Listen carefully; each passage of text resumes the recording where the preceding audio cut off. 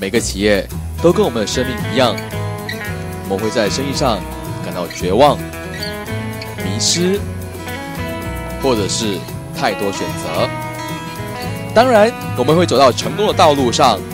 每逢星期一到星期五上午10点和下午3点，我们都会邀请 Singapore Excellent Award 的得主上我们的节目，跟我们分享他们的心路历程，还有他们的成功的道路。这个节目是由 Singapore Enrich Group 荣誉呈现。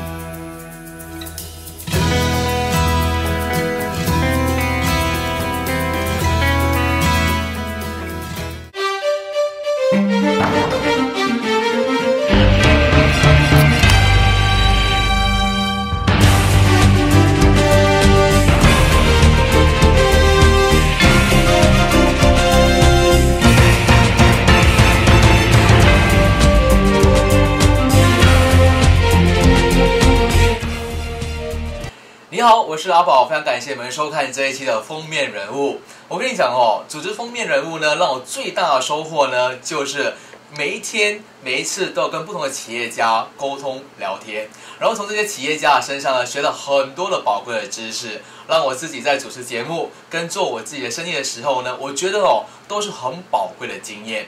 今天呢，来到节目当中呢，也是一位非常特别的女企业家来到这里跟我们分享她的企业。当我看她的履历的时候呢，我真的是哇的原因是因为我觉得她做的生意哦，是让我很欣赏的，也是我很崇拜的一个生意。今天我非常开心邀请到那就是 Hilda Low Associates 的负责人 Miss Hilda。Hello， 大家好。Hi, Miss Hilda, how are you? I'm good. Just that I'm kind of nervous right now. Rest assured, you know that this is your first yes, interview, media publicity itself. So can you share with us, how did you get started in this business? Okay, this business was started like more than 10 years ago. I wasn't from this trade. I was actually in the travel industry with the airline doing automation. It was through the course of work during my airline days that requires me to interact with a lot of international clients, hoteliers, travel agency, that get me into this company formation, offshore, onshore, and bank introduction services. At that time, the client requires to reduce their foreign exchange liabilities. There's a lot of transactional costs, especially cross borders. So the client wanted to find a way to minimize those. So that was the time where we really do a lot of research and find out how best we can help these clients. And it was through all this research that we did that we realized that there are actually ways to help them to reduce the cost.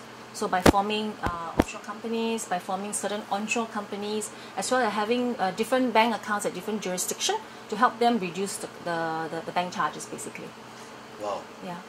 Hearing all the history of how you started this business itself, but you had to share with us what's the main source of, what's the primary deals of products of your businesses itself? Okay, we have a quite wide range of services. We have offshore company formation, Singapore company formation. We have bank introduction services.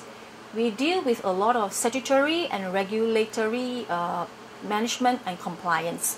Private yacht registration, nominee services as well, and virtual office. So you name it, have it. There's a lot of things, but although it's a lot, but these are primary services that the client would need, because when they have a company, they can't do without a bank account. Correct. Because that's where the business the expenses and funds comes in and goes out.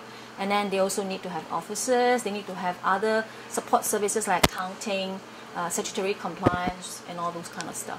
We definitely know that all this is a one-stop services solution something that you come up with. So, is there any particular case study that you remember that when you first started out or along the way, hey, this is one of the best case study I ever had, or the best business deal that I ever struck? Okay. I would what I remember most vividly would be my first client. It was actually a Canadian lawyer based in Thailand, Phuket. He was looking for a offshore company provider, and he found me on the internet. At the time, we just started our internet website. He found me on the internet, called me up, and then we spoke and all that. And he likes the way we we respond, we believe in being responsive to our clients. We believe in being reliable as well. So he was very happy with the way we respond back quickly to him on his queries, and he's also very happy that the information he needs, we give it to him as well. Because although he's a lawyer, he doesn't know a lot about the offshore jurisdiction and certain things that he doesn't comply with. So we give him all the information he needs so he's able to advise his client better. So with that, he gave us his first business. Follow on, every week he would give me something. He told me that he would come back to me simply because I'm able to give him reliable information, reliable responsive time. Okay, when I send him an email, the email itself gives him all the information he needs. He doesn't need to call me 10 times just to get a little bit of information. Definitely. So he likes that. He likes that. And as a lawyer, he wants to appear that he's very well informed in front of his clients too. So he likes that. So he told me that that will be the best partnership that he ever had. Yeah. So that he doesn't need to look for another partner. In fact, he has been dealing with me since then, actually, up to today. Wow. Yeah, up to today, and he has referred a lot of clients to us. Just simply because you provide all the information that he needs in one emails. Yeah, in 1, 2, 3 emails, but still, what I try to do is I try to preempt and see where the clients will be coming from and what kind of questions that the client will be asking him. Definitely. So I provide him with all the answers so that he's able to, advise the client properly. I think the key thing here is client needs to be informed, and once they felt that you tell them good nuggets of information, they will feel that they can rely on you and trust you, so they'll be able to be more forthcoming with passing on their requirements to you, and then also they refer a lot of clients. Yes. Yeah. I think you bring out something very important in being in this business, that's trustworthy itself. Yes. Correct, because I assume that, or I don't think I need to assume, because most of the clientele will be big, wealthy businessmen, owners, corporations, and stuff Yes. like that. You have to be trustworthy, that they have to impart with you their information, sensitive information, P&C and stuff like that. So other than being trustworthy, what do you think that you excel so well in this business? I think staff training. I cannot do this all by myself, honestly. I have good staff. And the one key thing I always believe is training, because if the staff are well trained, then they will be able to provide the professional and efficient service that the client needs. The other thing I believe very strongly is lead by example. I mean, as their boss, I would like to show to my staff that I treat my client this way, and I respond to my client this way. Therefore, they will follow my example, and they will do the same thing. I think company culture is very important. Yeah. If the boss said it this way or the manager said it this way, the staff will follow. And that's a very good thing, because if you can do that, your client will not just have to say that, oh, I only want to deal with Hilda, I don't want to deal with so-and-so. They don't mind dealing with anybody, because everybody has the same attitude. And culture. And the culture is very important. Yeah. So you bring out two important points, trustworthy and company culture. Yes. So I believe that along the way in this journey of entrepreneurship, you must have met a lot of ups and downs, challenges, Certainly, of and course. obstacles. Plenty. Nothing is smooth sailing, I must say. So what keeps you motivated and keeps you going? Happy clients. Happy clients. Yes. We do not have to advertise much. In fact, I never advertise. All we have is a website. We have very good referrals from clients. Clients refer their friends, their family, their associates to us.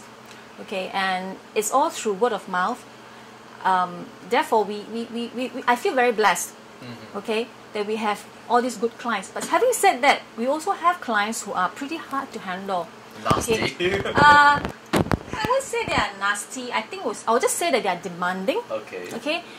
They felt that since I'm paying you these fees, I should be getting all these things from you. And some of them do not understand that certain things need a little bit of time. Definitely. Although we emphasize a lot on reliability and speed, there are times whereby when we are trying to obtain information from our vendor, or also from the government agency especially, they tend to be a little bit slow, and we can't rush them. So what we do is normally we inform the client that we are trying to obtain the information. Sometimes because they're in a hurry and they cannot wait, and then they start getting very upset. They say, why do you take so long to come back to us on this? But we try to explain. Over time, they understand that the delay is not on our side, but it's on the various government agency side of things. You see, and some of them will be payment issues lah. Payment issues. So they tend to, these people, like you said, they're actually very, very rich, but they do I think because they're also very busy, so sometimes the money that they pay us is to them is not a big money, so they tend to overlook. So yeah, and then we would have to go back to them, and sometimes they're just not happy. You know, they say, "Oh, maybe you don't trust me." It's not that we don't trust them, but just that they overlook. And then after some times, we just want to make sure that we are being paid. I mean, that's what we're in business for, yes, right? Definitely. We want to make money. We have to send them reminders to remind them, hey, Yeah. you have overlooked this payment itself. Yeah, that's right. Yeah, so other than this, challenges, you mentioned that once, prior to the recording, so you were telling me that you get into this business because you want to spend more time with your kids then. Yes, definitely. When I stopped my work with the airlines and all, and the internet reservation system, that was because I started to have family, have kids and all that. So at that time, I thought that since my kids so young, it'd be good that I try to spend as much time as possible. Mm-hmm. But as you know, working for people, I have to be fair to my bosses. So I can't be, taking too much time off and all that. So, I tell myself, okay, maybe I just take a couple of years off to raise my kids, and then maybe when they are going to school, I can come back out and work. But I find that it's a bit difficult. Okay, so and so happens that my clients from those travel agency time came back to me and start asking more information and wanted me to help them to do the company formation as well as bank account again. So they said, why don't you come out and do this part-time? So I said, okay, if I do part-time means I can actually work from home and I can actually manage my time a little bit. And moreover, most of my clients are not based in Singapore. They're in a different time zone. Wow. Yeah, so they are in Europe or in US. So their time will be like afternoon and in the evening. So I thought, okay, I can give this a shot. So that's how I ventured into it. It worked out quite nicely because I was able to take care of my kids, take care of the house, and also handle my clients. But of course, over time, when business gets better, we have more client base, I find that I cannot just be doing it this way. It's not fair to the clients too. So what I did was I started to expand and come out and have a physical office and then hire staff to manage the clienteles and all that. So till today, if I'm going to ask you a very, pardon me for asking you such a question, Mm-hmm. just want to, just being curious, like being a career lady, being a mother, being a business owner, Mm-hmm. do you have any regret till today? Regret? If there's any. The only regret I have is that I didn't have enough time to study more. You mean to enrich yourself? To enrich myself, because in our trade we do require quite a bit of certification and all that. Definitely, I assume. So the only regret is that I didn't start this certification earlier. Mm-hmm. I do it when I started the business. I should have done it before or in the beginning, so that I have a lot of credential and certification behind. It will make life easy for us because our kind of business requires a lot of certification because we're dealing with a lot of compliance stuff. Sure. So the client will only feel more comfortable when they know that you are certified, you have got all the certificates, to back you up, and you know what you're doing. Correct. Yeah. Correct. Wow, that is one of the regrets that you have. That's only one of the regrets that I have. I have it now, but I was telling myself I should have done it earlier. Not after so many. Not after so many years in the business. Yeah. Well, if there's something that our female listeners can learn it up from you, can pick it up from you, if they have something like just like having young parents starting their business, starting their family, Mm-hmm. have the career path, having their career on plan. So what would you advise them to do? If they're just like it won't be easy. Honestly, it won't be easy. If it's your own business, you have to do it yourself. You have to be hands-on because if you don't, there's nobody to help you, right? Definitely. But then again, you have the family. It's hard to balance. Although a lot of people say that one can. Yes, you can, but you need to be a juggler, and a very good one, because you need to be able to spend time with your children, your husband, your family, right, and then your work. So my advice is take the business. You have to do it step by step. You can't try to be doing it all at once. You won't be able to manage. It's very difficult on you. On your part. Yeah, on you, because you only have 24 hours a day. So you need to segregate your time. So in terms of the business, kids grows up. So you do not want to miss those growing up time. Sure. So you do need to tell yourself that, yes, I want to have this business. But instead of be able to grow my business in 2 years, maybe I have to grow it over 4 years. Yeah. Take small steps, but you get there. Just take smaller steps so that you can have everything. You can have your family, you can have your business. You just delay. Just have the to delay progress it a a bit. bit. Yeah, unfortunately, it's very hard to be superwoman, to do everything in short time. It's hard. It's hard. It's hard, yeah. By something that is measurable. It's manageable. And it's achievable.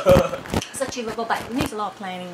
So, Yeah. do you have any goals for yourself and for your company in 2013? In this brand new year? 2013, yes, certainly. We would like to expand into Japan as well as US. We are seeing a nice trickle of Japanese clients coming to us asking for advice and all that. So we're looking at expanding to that. I think going to that direction, we probably need to have somebody who's able to speak a bit of Japanese, because Japanese clients, they are not very comfortable with English, but they are opening up a lot nowadays, Yes. and they will attempt to speak with you in English. But I thought if we have someone who can speak a little bit of Japanese, then we'll make the 拉近距离 so it'd be easier for the client to relate to us and we relate to them. So that's one. We're going to go into the Japanese market as well as the US market. I went to a Japanese media company previously. Oh, you did? Okay. Yeah, so can you speak? I speak a bit of Japanese. Oh, that's good. That's good. But yeah, very true enough, the Japanese love the more you speak to them in Japanese, Yeah. half the battle is won. Yes, half the battle is won. Yeah. And they are very loyal Yes. customer. They are very loyal customer. We have a few Japanese customer which has been with us for many years. Yeah, and today they are still with us, and you know that they will not leave you unless you make a big mess out of their project. Otherwise, they stay with you, and they are good loyal customers. Yes, I agree. So, for more information on your business, where can we get the information? You can visit our website, www.hildalow.com, or call our office, Which is? 6834-3323. Yeah, our girls will answer the phone, or you can talk to me directly. Wow. No problem. I'm always my mobile phone is always on 24/7. Are you sure? Yeah. So because like I told you, most of my clients are actually overseas clientele. So they're different time zone. Due to a different time zone, if I give them the office number, they probably won't be able to reach us after office hours. So I give them my mobile so they can reach us anytime. So I receive call at weird hours, 11 o'clock, 12 midnight. Right. Yeah. But that's okay. That's part and parcel of our business. So You have a very supporting husband. yes, my husband is and very family members of the supportive, community and my that- children. Yes, Yeah. my children. Yes. I'm very thankful that they are also supportive. Alright. Yeah. 是的，非常感谢我们来自 Hilda Law Associates 的 Hilda 创办人跟我们节目跟我们分享她的心路历程哦，真的是不容易的。一名女性哦，要有家庭，要有事业，要有自己的生意的话，一切都需要很多的，就是拿捏。刚才 Hilda 就说，就是要把所有的东西安排的好好哦。可能人家普通人花2年的时间就成功了。可能成为一个职业女性的话，你是要花长一点点的时间。你好，我是阿宝，非常感谢你们收看这一期的封面人物，我们下一期再见。